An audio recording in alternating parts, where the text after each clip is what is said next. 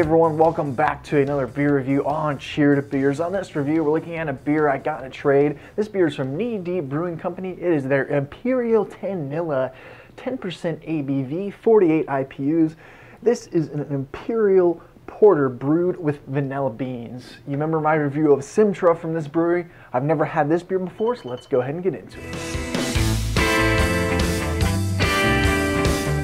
The aroma isn't huge in this beer. I'm getting a lot of roasted notes, but not an overwhelming amount. Just a nice subtle amount that smells pretty good, and maybe a hint of vanilla in there. Yeah, roastiness seems to be the upfront thing in the smell, and then a hint of vanilla. There's not a lot to the smell of Imperial Tanilla.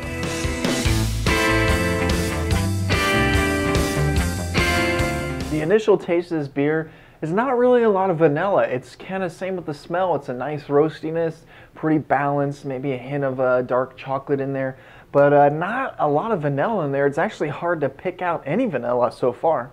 The mouthfeel is definitely a medium mouthfeel. It's not as heavy as you would think it would be for that 10%. I'm not really getting the alcohol in this, which is good, but there's not a ton of vanilla. That's the kind of disappointing part of this beer so far, but I'm definitely going to let this warm up and I'll come back with my final thoughts and rating.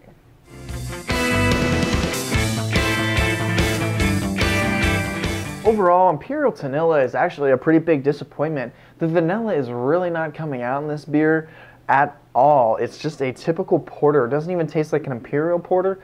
The taste is so mild that it drinks just like a normal porter. It's labeled as an Imperial one, so I was expecting it to get a lot more out of this. You're just getting a lot of roasty notes, some bitterness from the roastiness, a hint of maybe a bitter chocolate.